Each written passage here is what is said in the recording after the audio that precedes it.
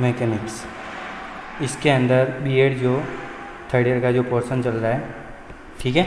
और आज अपन जो टॉपिक पढ़ने जा रहे हैं उसमें मैंने आपको पहले ही बताया था कि आपका जो टॉपिक रहेगा वो प्लैंक वाला, प्लैंक की क्वांटम थ्योरी। प्लैंक ने क्वांटम के ऊपर क्या परिकल्पना की वो आज अपन पढ़ेंगे। प्लैंक की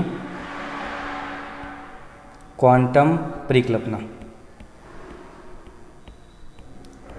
प्लैंक की क्वांटम परिकल्पना, ठीक है। देखो प्लैंक का नाम क्यों आया, क्योंकि क्वांटम मैकेनिक्स का पूरे अच्छी तरीके से जो विवरण दिया वो प्लैंक ने दिया था। और आज इसीलिए अपन प्लैंक का प्रोसेस स्टार्ट करेंगे, क्योंकि इससे पहले अपन ने पढ़ा था रेले जीन्स विकिरण नियम और वीन का विस्थापन विकिरण नियम, वो इसके लिए लागू नहीं हो पाया क्वांटम थ्योरी यानी ब्लैक बॉडी रेडिएशन के लिए। तो प्लैंक ने अपनी क्वांटम परिकल्पना दी और उसके आधार पर अब अपन इस नियम को प्रूव करेंगे। तो प्लैंक के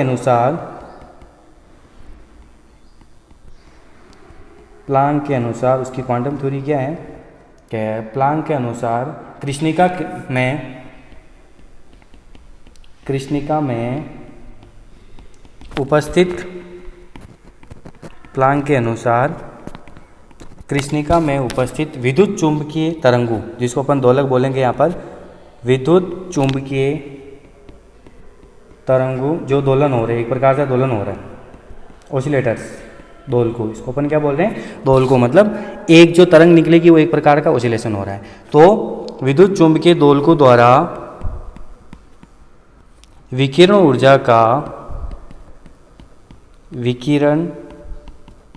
ऊर्जा का विद्युत चुंबकीय दोलकों द्वारा विकिरण ऊर्जा का उत्सर्जन या अवशोषण,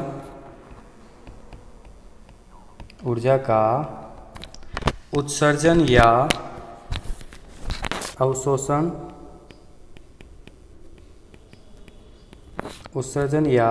अवशोषण, सतत न होकर, कंटिन्यूस नहीं चलेगा, सतत न होकर विभक्त होता है, सतत न होकर क्या होता है, विभक्त होता है। मतलब ध्यान से देखिएगा आप कि विद्युत चुंबकीय तरंग है उनके द्वारा जो विकिरण ऊर्जा है उसका उत्सर्जन या अवशोषण कंटिन्यूस नहीं होकर अलग अलग डिवाइड में होगा। और प्रत्येक विद्युत चुंबकीय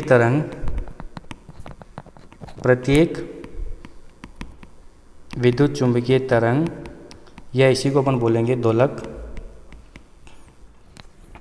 जिसे प्लैंक दोलन कहेंगे। अब इसका नाम क्या हो जाएगा, प्लैंक दोलक, जिसे अब प्लैंक दोलक कहते हैं। प्रत्येक विद्युत चुंबकीय तरंग जिसे अब प्लैंक दोलक कहते हैं का न्यूनतम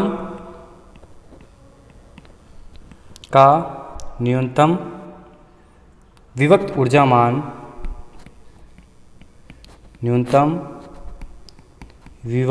ऊर्जामान, एच न्यू के किसी गुणांक के बराबर होता है, एच न्यू के किसी गुणांक के बराबर होता है, जहाँ एच प्लैंक कांस्टेंट, आपको बताएं एच क्या होता है, प्लैंक कांस्टेंट, और म्यू क्या है, दोलन की आवृत्ति, म्यू क्या है, दोलक की फ्रीक्वेंसी,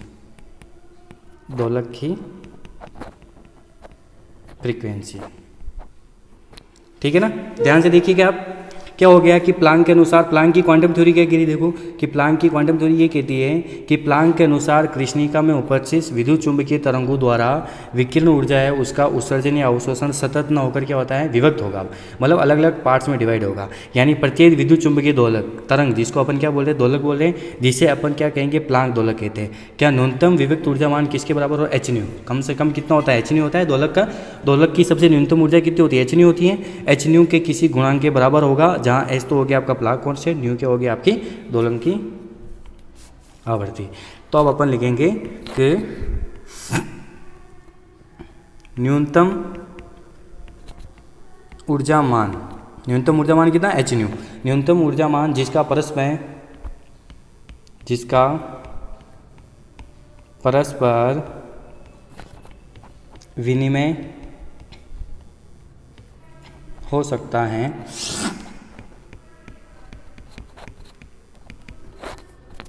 उसे क्वांटम कहते हैं। उसे अपन क्या बोलेंगे, क्वांटम कहेंगे, उसे क्वांटम कहते हैं। तथा इस सिद्धांत को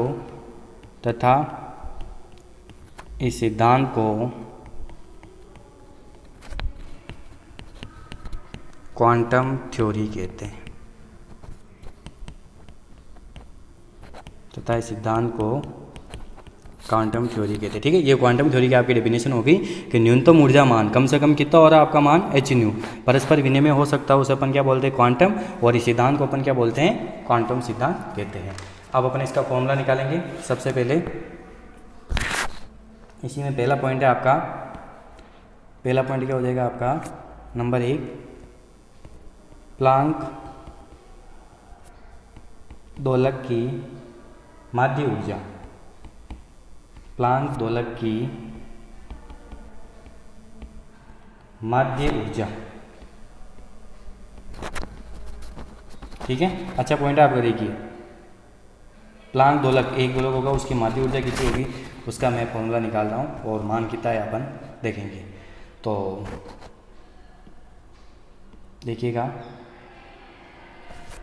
किससे रिवीजन करेंगे इसको अपन, ई से, माध्य ऊर्जा एवरेज का अपन ऐसे सिंबल लगा सकते हैं। ठीक है, तो प्लांक के अनुसार सबसे पहले अपन लिखेंगे, प्लांक के अनुसार नियत ताप प्लांक के अनुसार नियत ताप T पर वितरित ऊर्जा मान, नियत ताप T पर वितरित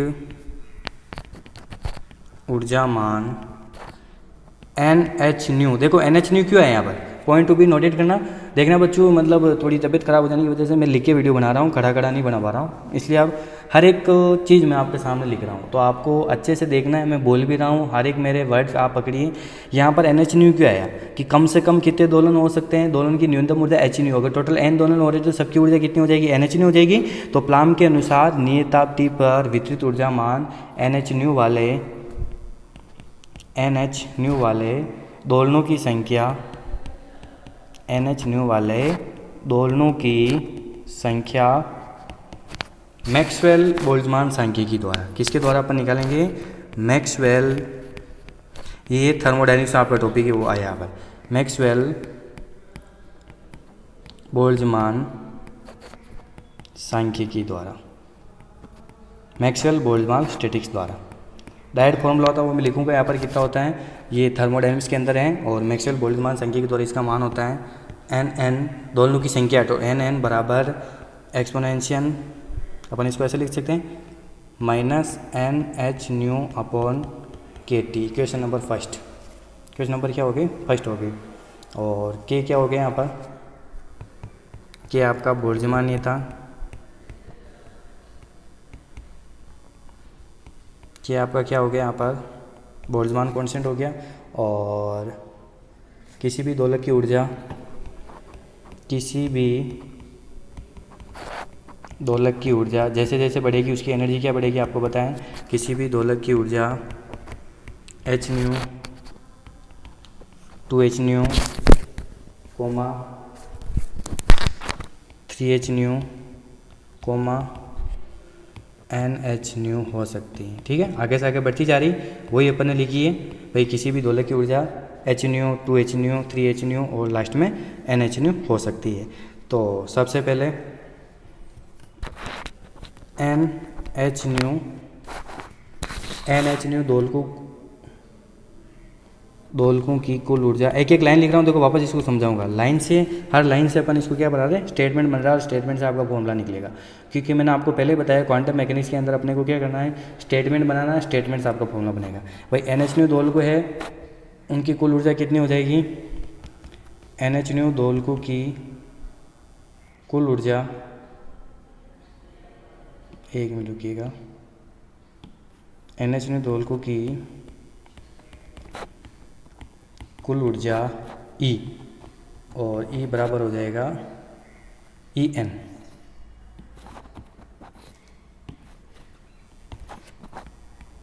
EN बराबर NH न्यू, और संख्या कितनी होगी NN। टोटल कितने संख्या अपन ने बताई, NH मैक्सवेल बोल्ट्जमान संख्या के द्वारा दोलकों की संख्या NN और प्रति को कितनी मिल रही NH न्यू, इससे मल्टीप्लाई हो जाएगी, ये NH न्यू दोलकी होगी। तो अब कृष्णिका में टोटल कितने हो जाएंगे, अतः कृष्णिका में दोलकों की कुल ऊर्जा, कृष्णिका में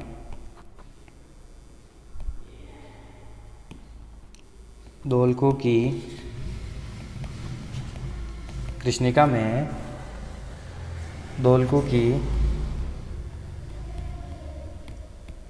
कुल ऊर्जा, कृष्णिका में दोलकों की कुल ऊर्जा E बराबर हो जाएगी, आपके पास आ जाएगी 0 to infinity EN। ठीक है, इसके अंदर आपकी पूरी वैल्यू हो जाएगी। E बराबर 0 टर्निंग टू इन्फिनिटी EN, या यूँ कहे तो summation 0 turning to infinity NH nu NN। ठीक है, यह आपकी कुल ऊर्जा हो जाएगी। कुल ऊर्जा हो गई, कुल संख्या हो गई। तो अब अपन लिखेंगे अतः कृष्णिका में दोलकों की माध्य ऊर्जा निकालनी है। कृष्णिका में दोलकों की माध्य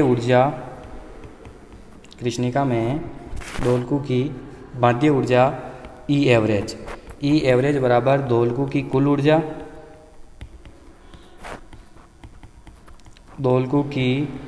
ऊर्जा अपॉन दोलकों की कुल संख्या। कुल कितने दोलक है और इसकी कुल कितनी ऊर्जा निकालनी है ना। दोलकों की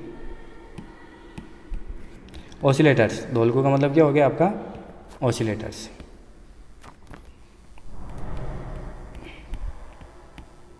दोलकों की कुल संख्या, नंबर ऑफ टोटल ऑसिलेटर और अपॉन में number of total oscillator energy. ठीक है, तो E अपॉन क्या लिखेंगे अपन NN। ओके सर, यही है। तो बाद में जब अपन इसको सोल्व करेंगे तो आपका E एवरेज बराबर हो जाएगा, E की जगह तो अपन लिखेंगे summation 0 to infinity NH nu NN upon इसकी से क्या हो जाएगा आपका NN का नंबर है समेशन 0 टर्निंग टू इन्फिनिटी, इस पूरा इसके अंदर आ गया ना, EXP minus NH nu upon KT। ठीक है, अब अपन क्या करेंगे, यहाँ पर इसका मान रखेंगे, NN का मान रखना। तो आपका फॉर्मूला कितना बन जाएगा, समेशन 0 to इन्फिनिटी N है, N चल रहा है यहाँ पर आपका है ना, N 0 to इन्फिनिटी, N आपका 0 to इन्फिनिटी हो गया, NH new EXP minus NH nu upon KT। Same ऐसा कैसे आपका डिवाइड में भी आ जाएगा, और डिवाइड में भी आपका क्या हो जाएगा 0 turning to infinity EXP minus NH nu upon KT। ठीक है, फिलहाल इसको यहीं रोका और कुछ मान यहाँ मान रहा हूँ मैंने, माना x, छोटा कर देते हैं अपन इसको, x बराबर क्या है H न्यू अपॉन KT। सारे कॉन्स्टेंट है, H कॉन्स्टेंट होता है, फ्रीक्वेंसी कॉन्स्टेंट, K कॉन्स्टेंट है, T टेम्परेचर अपन कॉन्स्टेंट रखा, तो x अपन ने पूरा मान लिया। तो इस कंडीशन में आपका फॉर्मूला क्या बन गया, देखो फॉर्मूला आपका चेंज होकर बन जाएगा E एवरेज बराबर KT summation 0 turning to infinity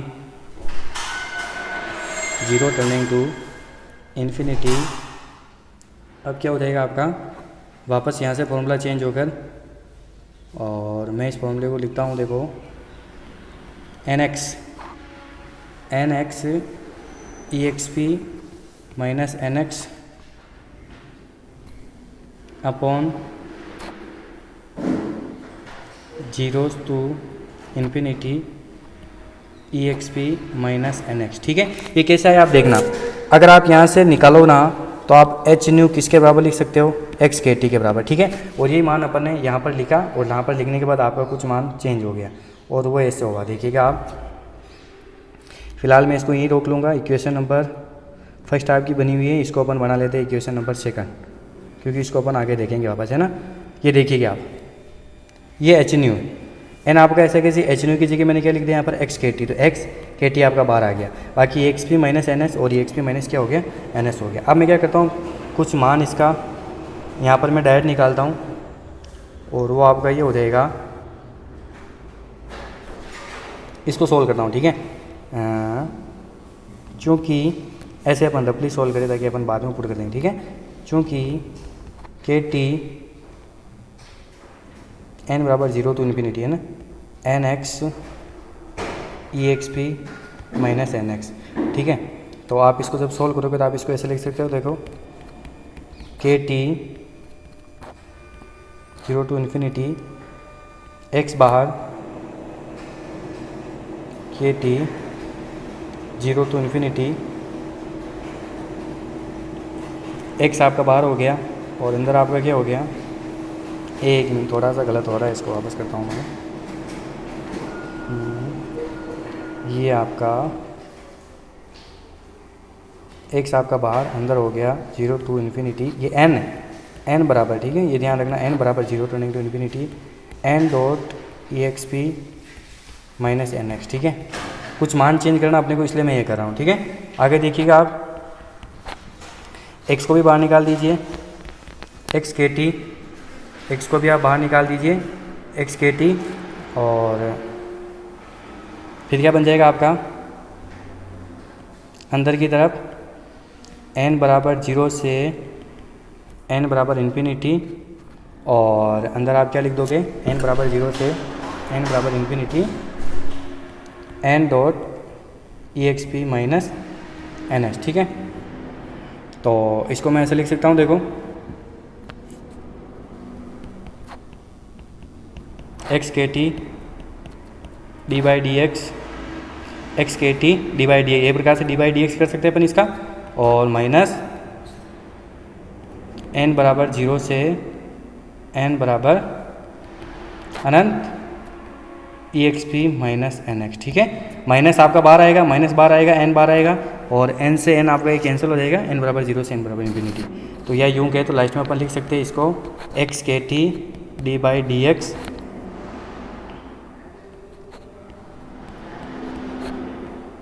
n बराबर 0 से इन्फिनिटी ई x P minus N x, ठीक है। ये कुछ मान मैंने चेंज कर दिया, ठीक है ना। इसको अपन ने ऐसे बना दिया, और अब मैं समीकरण 2 को वापस चेंज करके ऐसे लिख सकता हूँ, देखिएगा।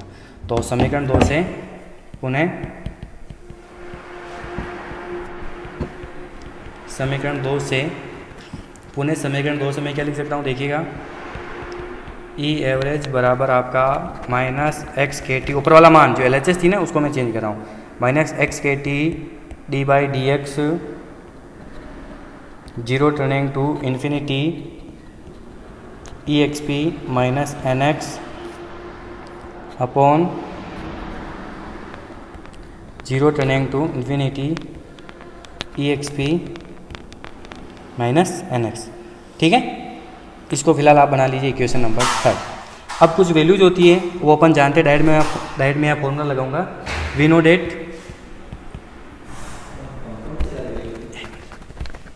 डेट कुछ वैल्यू होती हैं, वी नो डेट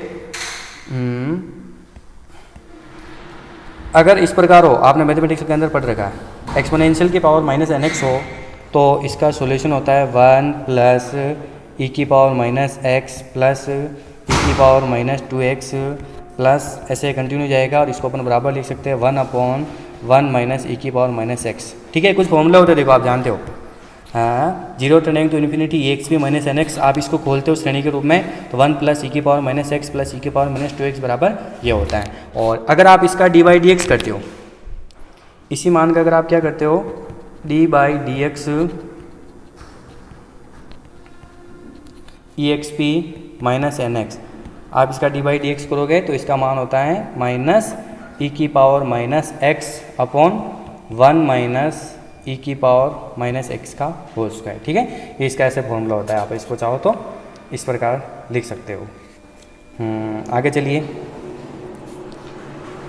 दोनों मान समीकरण ये है ना, एक तो ये आया डी बाई डी एक्स वाला, और एक आपका ये मान अपन रखेंगे समीकरण 3 में। दोनों मान समीकरण 3 में रखने पर है ना, आप इसे पीछे निकाल के देख सकते हो। आपकी समीकरण 3 क्या बन रही है, ई एवरेज बराबर माइनस एक्स के टी। ये तो आपका ऐसा कैसे ही, बाकी उसकी जगह मान क्या हो जाएगा आपका, इंटू माइनस ई की power minus x upon 1 minus e की पावर माइनस एक्स का होल स्क्वायर। ओके, और अपॉन में आपका मान आ जाएगा 1 अपॉन 1 माइनस ई की पावर माइनस एक्स। ठीक है, दोनों मान रख दिए। आगे सॉल्यूशन देखिए आप, ये माइनस से माइनस आपका कट गया, माइनस से माइनस कट गया, तो एक्स के टी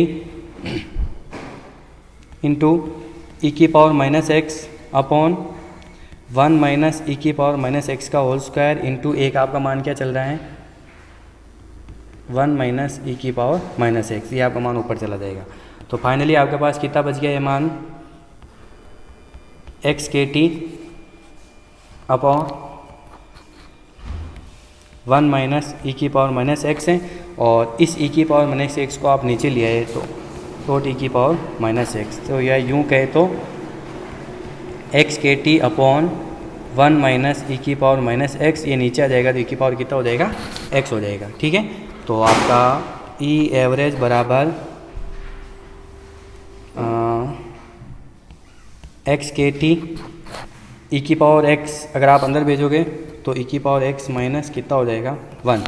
अब अपने को पता देखो, चूँकि एक्स किसके बराबर माना था आपने, एच न्यू अपॉन के टी। ये आप पुट कर लीजिए, जो आपने माना था ना एच न्यू अपॉन के टी, आप पुट करोगे तो ई एवरेज बराबर एच न्यू अपॉन के टी इंटू के टी अपॉन ई की पावर एच न्यू अपॉन के टी माइनस 1। ठीक है, के टी से आपका के टी कैंसिल, और ई एवरेज बराबर कितना हो जाएगा, एच न्यू अपॉन ई की पावर एच न्यू अपॉन के टी माइनस 1। ठीक है, एक फॉर्मूला आपका ये आ गया, प्लांक दोलकों की माध्य ऊर्जा, समीकरण नंबर 4। एक वापस चेंज होगा, मैं इसको लेमडा रूप में लिखा, क्योंकि न्यू बराबर क्या होता है, सी अपॉन लेमडा। जब आप लेमडा रूप में लिखोगे तो आपका फॉर्मूला हो जाएगा ई एवरेज बराबर एच म्यू की जगह सी अपॉन लेमडा ई की पावर एच सी अपॉन लेमडा के टी माइनस 1। ठीक है, ये हो गया आपकी समीकरण नंबर 5। ये आपके प्लांक दोलकों की माध्य ऊर्जा के सूत्र हो गए। समीकरण 4 व 5 प्लांक दोलकों की माध्य ऊर्जा के सूत्र हैं। प्लांक दोलकों की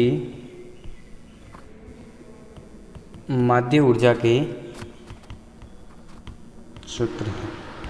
ओके, समीकरण 4 और समीकरण 5 जो भी बनी वो आपके प्लांक दोलकों की माध्य ऊर्जा हो गई। चलो बढ़िया, ऐसा वापस देख लेते हैं, बैक आइए आप। प्लांक की क्वांटम थ्योरी थी, प्लांक की क्वांटम थ्योरी के बाद अपन ने पढ़ा प्लांक दोलकों की माध्य ऊर्जा। ठीक है, माध्य ऊर्जा ई निकालेंगे फॉर्मूला। ये क्यों निकाल रहे अपन देखो, अभी अपन देखो क्योंकि कृष्णिका विकिरण है वो लघु तरंग दे, दीर्घ तरंग दे, दोनों को समझाना, और दोनों को अपन इसके माध्यम से समझाएंगे कि प्लांक के अनुसार नियताप टी पर वितरित ऊर्जामान NH वाले दोलकों की संख्या MB सांख्यिकी मैक्सवेल बोल्ट्जमान स्टैटिक्स द्वारा फॉर्मूला होता है। देखो डायरेक्ट अपने थर्मोडायनेमिक्स से लिखा NN संख्या यहाँ पर EXP minus NH upon KT, जहाँ की आपका क्या हो गया बोल्ट्जमान नहीं था।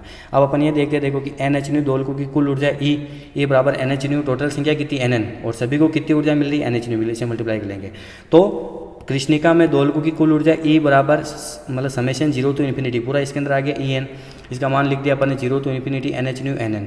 ओके, अब अपन निकालेंगे कृष्णिका में दोलकों की माध्य ऊर्जा E एवरेज फॉर्मूला होता है दोलकों की कुल ऊर्जा अपन दोलकों की कुल संख्या E अपॉन NN। ठीक है, E का मान रखा अपन ने NH NN अपॉन 0 to infinity exponential minus NH upon KT, ये इसका मान है। फिर वापस इसको मैंने ऐसे लिखा, देखो E बराबर 0 to infinity minus NH EXP minus NH upon KT, NN का मान रख दिया, और 0 to infinity XP minus NH upon KT। Okay, आगे चले, x बराबर क्या होता है एच न्यू अपॉन के टी, और कहीं अपन एच न्यू बराबर क्या रखेंगे एक्स के टी, इसकी जगह अपन रखेंगे एक्स के टी, यही मैंने रखा देखो। के टी बाहर निकाल दिया, 0 to infinity N x E x P minus N X और 0 to infinity E x P minus N x, ठीक है। अब कुछ ऊपर वाला ये मान है ना, इसको मैंने ऐसे सोल्व किया देखो, k t e n x ई x P minus N x, ये सारी इक्वेशन लिखी हुई है, आप इस हर स्टेप बाय स्टेप देखना, लास्ट में इसको ऐसे लिख दिया मैंने। तो इसी स्टेप को मैंने यहाँ पुट कर दिया समीकरण 2 से, देखिए ई एवरेज बराबर माइनस एक्स के T D by D X 0 to infinity exponential minus N X 0 to infinity exponential minus N X. अब दो फॉर्मूले होते हैं आपके पास सीरीज के रूप में कि हम जानते हैं अगर 0 to infinity exponential minus N X हो तो उसका मान होता है 1/1 माइनस ई के पावर माइनस एन एक्स, और अगर इसी का डी बाई डी एक्स हो जाए, इसी का अगर क्या हो जाए डी बाई डी एक्स हो जाए तो आपका मान हो जाता है माइनस ई के power minus x upon 1 minus ई के पावर माइनस एक्स का होल स्क्वायर, ठीक है। ये दोनों मान अपन को रखने समीकरण नंबर 3 में रखिए आप। समीकरण 3 में रखा तो ई एवरेज बराबर माइनस एक्स के टी इंटू ये मान इसका यहाँ रहा और ये यहाँ, ओके। तो माइनस से आपका माइनस कैंसिल हो गया, आपका मान बन गया एक्स के टी इंटू ई के power minus x upon 1 minus ई के पावर माइनस एक्स का होल स्क्वायर, और ये मान आपका ऊपर चला गया 1 माइनस ई के पावर माइनस एक्स, ठीक है। एक्स के टी ये कट गया, एक मान से एक मान आपकी कट गई पावर, तो नीचे बच गया 1 माइनस ई के पावर माइनस एक्स, ऊपर बच गया ई की पावर माइनस एक्स, इसको मैंने नीचे भेज दिया। नीचे भेजने के बाद आपके पास मान आ गया एक्स के टी 1 माइनस ई के power minus X on two E X, ठीक है। अब इसको अंदर मल्टीप्लाई कर लिया अपन ने, जब आप इसको अंदर मल्टीप्लाई करोगे तो आपके पास क्या बन जाएगा ई एवरेज बराबर एक्स के टी ई की पावर एक्स माइनस 1, ठीक है। तो ई एवरेज बराबर एक्स का मान रख दिया एच न्यू अपॉन के टी इंटू के टी ई की पावर एच न्यू अपॉन के टी, तो एक तो अपने पास फॉर्मूला आ गया ई एवरेज बराबर एच न्यू अपॉन के टी ई की पावर एच न्यू अपॉन के टी माइनस 1, और एक अपने म्यू का मान रख दिया तो ई बराबर एच सी अपॉन लेमडा, मतलब आवर्ती और लेमडा के रूप में प्लांक दोलकों की माध्य ऊर्जा का सूत्र आ गया। अब हम पढ़ेंगे प्लांक का विकिरण सूत्र, आपका सेकंड टॉपिक है इसी के अंदर प्लांक का विकिरण सूत्र। प्लांक का विकिरण सूत्र, तो प्लांक के अनुसार, प्लांक ने क्या बताया, प्लांक के अनुसार लेमडा तथा लेमडा प्लस डी लेमडा तरंगदैर्घ्य परास में, लेमडा तथा लेमडा प्लस डी लेमडा तरंगदैर्घ्य परास में उत्सर्जित विकिरणों का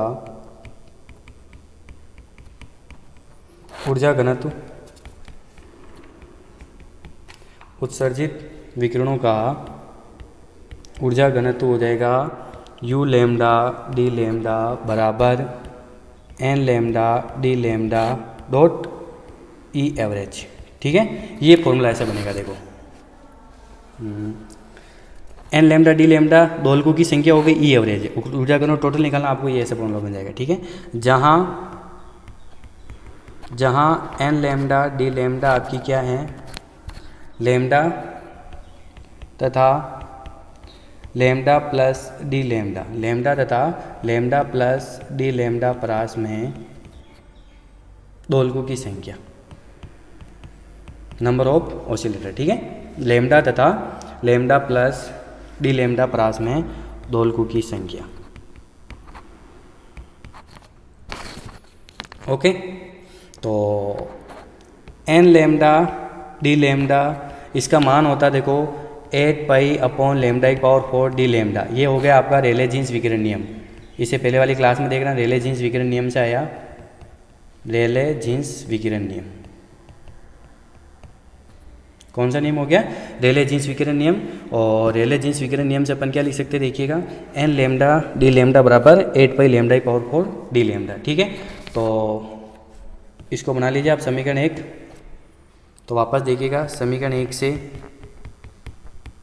समीकरण 1 से अपन क्या लिखेंगे, एन लेमडा डी लेमडा बराबर, सॉरी समीकरण 1 गलत हो गई, समीकरण 1 आपकी है यू लेमडा डी लेमडा बराबर 8 पाई अपॉन लेमडा की पावर 4 इंटू ई एवरेज। ई एवरेज का मान अपन कहाँ से रखेंगे, अभी अपने पास आया प्लांक दोलकों की माध्य ऊर्जा, वो कितनी है देखो एच सी अपॉन लेमडा, क्योंकि लेमडा के रूप में लिख रहे हैं ना, ई एक्स पी एच सी अपॉन लेमडा के T minus 1 dot d lambda, ठीक है। डी लेमडा ये चल रहा है, ये वाला मान ये रख दिया अपन। तो ये हो गया आपका यू लेमडा डी लेमडा बराबर 8 पाई एच सी अपॉन लेमडा और 5 ई एक्स पी एच सी अपॉन लेमडा के टी माइनस 1। ठीक है, ई एक्स पी एच सी अपॉन लेमडा के टी माइनस 1। इक्वेशन नंबर बना दीजिए आप इसको सेकंड। समीकरण नंबर 2 ये हो गई। और इसी प्रकार आवर्ती के रूप में, इसी प्रकार म्यू तथा म्यू प्लस डी म्यू आवर्ती परास में, म्यू तथा म्यू प्लस डी म्यू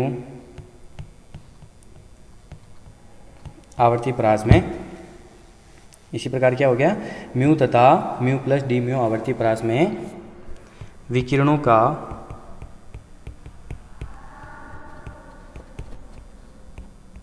ऊर्जा घनत्व यू म्यू डी म्यू। ठीक है, आवर्ती परास में निकाल रहे हैं तो यू म्यू डी म्यू बराबर वही सेम बनेगा, देखो एन म्यू डी म्यू और ई एवरेज। ई एवरेज आपका क्या हो जाएगा, यहाँ पर मल्टीप्लाई हो जाएगा। ठीक है, दोनों का मान आपको पता है। इसका मान तो कितना है देखिएगा, 8 pi mu square upon c cube d mu. ये कहाँ से लिखा है, रेले जीन से, ध्यान रखना। ये कहाँ से लिखा अपन ने, रेले जीन से। और ई एवरेज का मान कितना है, ई एवरेज है आपका h mu upon e x p h mu upon के टी माइनस 1।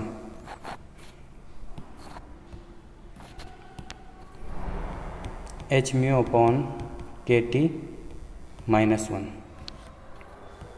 ठीक है, ये वापस आगे चलिए, यू म्यू डी म्यू बराबर 8 पाई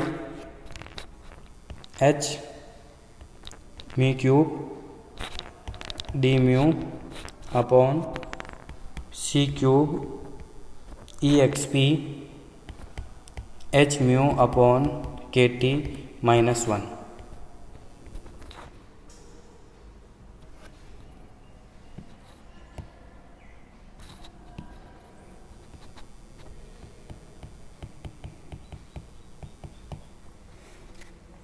एच न्यू अपॉन के टी माइनस 1। ठीक है, ये बन गई आपकी समीकरण नंबर 3।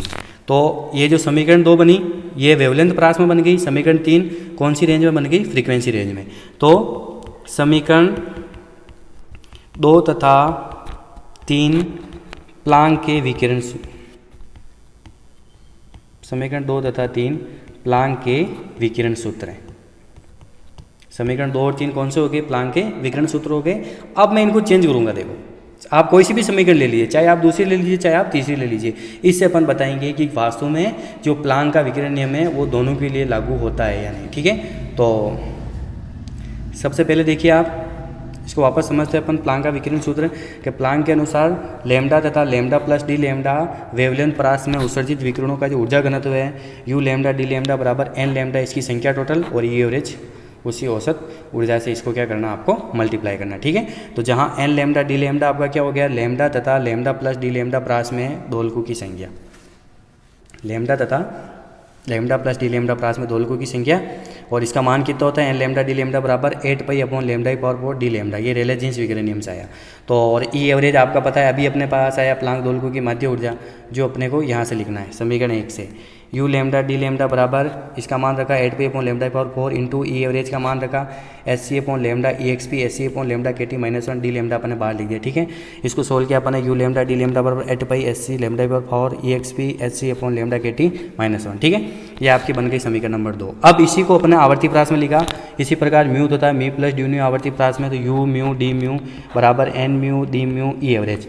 और रेले जीन्स विकिरण नियम से इसका मान होता है 8 pi mu square c cube d mu और ई एवरेज का मान है h mu e x p h nu upon के टी माइनस 1। जब ये अपने सारा मान रखा तो अपने पास ये दोनों प्लांक के विकिरण सूत्र आ गए। अब अपन करेंगे इसी के अंदर सेकंड का पहला पार्ट ए, लघु तरंग दैर्ध्य वाले विकिरण के लिए।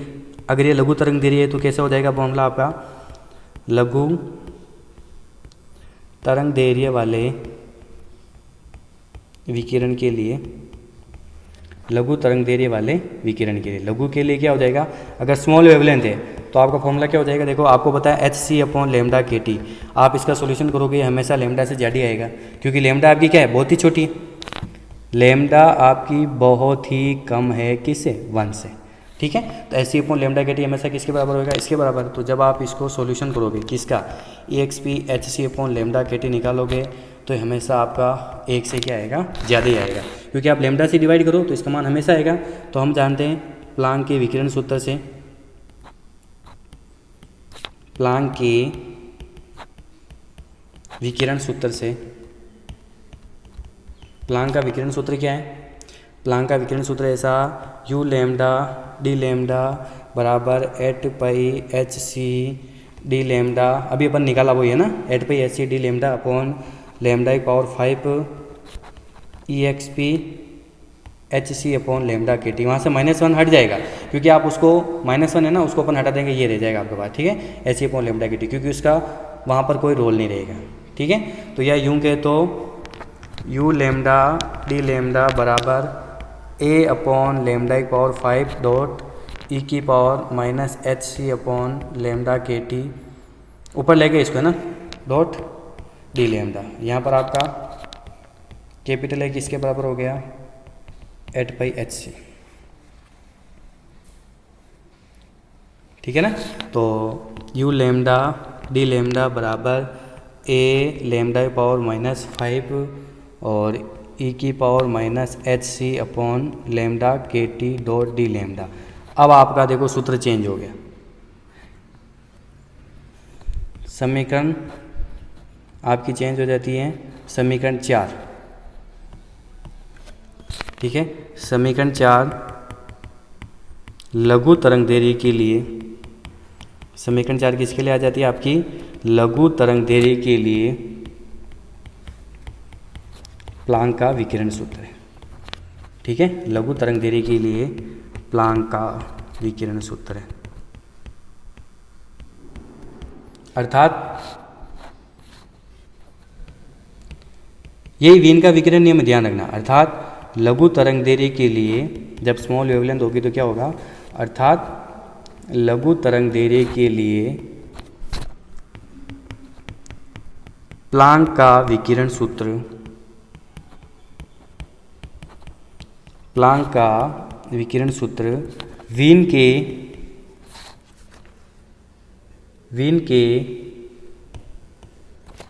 विकिरण नियम के संपाती होगा, वीन के विकिरण नियम के संपाती होगा। ठीक है ना, देखो लघु तरंग दैर्ध्य होगा, और लघु तरंग दैर्ध्य के लिए हमेशा वीन का विकिरण नियम काम होता है।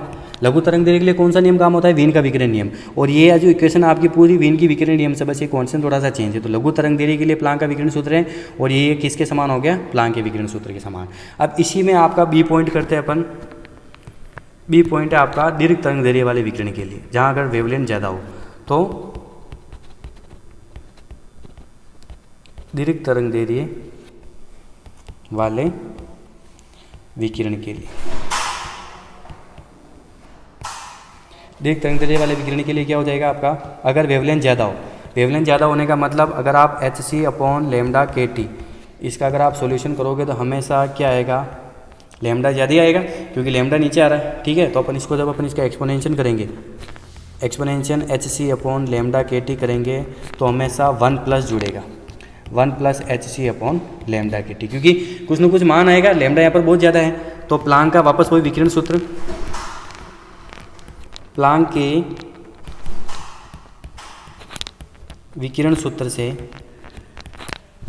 प्लांक का विकिरण सूत्र क्या कहेगा वापस, U λ d λ बराबर 8πhc/d λ अपॉन नीचे आ जाएगा λ⁵, एक्सपोनेंशियल है EXP HC/λ/KT फॉर्मूले में, तो उसकी जगह क्या आ जाएगा 1+ HC/λ/KT -1। ठीक है, ये 1+ HC/λ/KT क्या आ गया, -1। तो आप इसका सॉल्यूशन करोगे तो क्या हो जाएगा, U λ d λ बराबर 8πhc/d λ अपॉन λ⁵ इंटू HC/λ/KT। ठीक है, इसको आप काटोगे तो आपके पास फाइनली फॉर्मूला हो जाएगा U λ d λ बराबर 8πKT upon λ⁴ dot d λ। Okay, ये दीर्घ तरंग दैर्ध्य का विकिरण सूत्र है। ठीक है, ये कौन सा बन गया आपका दीर्घ तरंग दैर्घ्य के लिए। समीकरण 5 दीर्घ तरंग दैर्घ्य के लिए, समीकरण 5 दीर्घ तरंग दैर्घ्य के लिए प्लांक का विकिरण सूत्र है। ठीक है, अब देखो ये रेले जीन्स का होगा, आप रेले जीन्स का अपन ने नियम निकाला था लैम्डा रूप में और आवर्ती रूप में, लैम्डा रूप में सेम यही मिल रहा है। तो उपरोक्त सूत्र रेले जीन्स के, उपरोक्त सूत्र रेले जीन्स के विकिरण नियम के समान है। उपरोक्त सूत्र रेले जीन्स के विकिरण नियम के समान है। तो अपन कह सकते हैं अर्थात दीर्घ तरंग दैर्घ्य के लिए, अर्थात दीर्घ तरंग दैर्घ्य के लिए जो प्लांक का विकिरण सूत्र है, दीर्घ तरंग दैर्घ्य के लिए प्लांक का विकिरण सूत्र किसके बराबर हो जाता है? प्लांक का विकिरण सूत्र रेले जीन्स के विकिरण नियम में परिवर्तित हो जाता है। रेले जीन्स के विकिरण नियम में परिवर्तित हो जाता है। रेले जीन्स के विकिरण नियम में परिवर्तित हो जाता है। ठीक है, इस प्रकार देखो चेंज हुआ आपका। प्लांक का विकिरण सूत्र किस में हो गया आपका? रेले जीन्स में। तो अब देखो इसी प्रकार प्लांक जो हुआ वो कृष्णिका विकिरण की पूरी तरह से समझाने में सफल हुआ नहीं हुआ, क्योंकि प्लांक के लिए देखो कृष्णिका की स्मॉल वेवलेंथ भी आ गई, स्मॉल वेवलेंथ के लिए निकाला और अपन ने दीर्घ तरंग दैर्घ्य के लिए निकाला, और ये आपकी प्लांक की थ्योरी यहाँ पर काम आई। हर एक लाइन लिखी हुई अच्छे से, आप इस हर एक लाइन को अच्छे से नोट करना, आपको हर चीज़ समझ में आ जाएगी। अब मैं आपको क्वेश्चन लिखाता हूँ, बहुत ही इंपॉर्टेंट क्वेश्चन है, घर पर ट्राई करना आप। सिद्ध करो और सिद्ध करो लघु तरंग दैर्घ्य के लिए, सिद्ध करो लघु तरंग दैर्घ्य के लिए प्लांक का विकिरण सूत्र, प्लांक का विकिरण सूत्र वीन के विकिरण नियम के समान प्रयुक्त होता है। वीन के विकिरण नियम के, वीन के विकिरण नियम के संपाती होता है, इसके बराबर हो जाएगा ना, वीन के विकिरण नियम के संपाती होता है, तथा इसी में आगे तथा दीर्घ तरंग दैर्घ्य के लिए, तथा दीर्घ तरंग दैर्घ्य के लिए प्लांक का विकिरण सूत्र, दीर्घ तरंग दैर्घ्य के लिए क्या हो जाएगा? तथा दीर्घ तरंग दैर्घ्य के लिए प्लांक का विकिरण सूत्र रेले जीन्स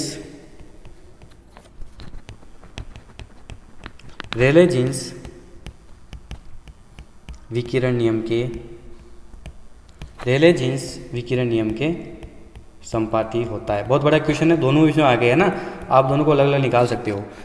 ये क्या हो गया? रेले जीन्स विकिरण नियम के संपाती होगा। ठीक है, और एक क्वेश्चन लिखिए आप, प्लांक दोलकों की माध्य ऊर्जा निकालिए। प्लांक दोलकों की माध्य ऊर्जा का मान परिकलित करो। प्लांक दोलकों की माध्य ऊर्जा का मान परिकलित करो।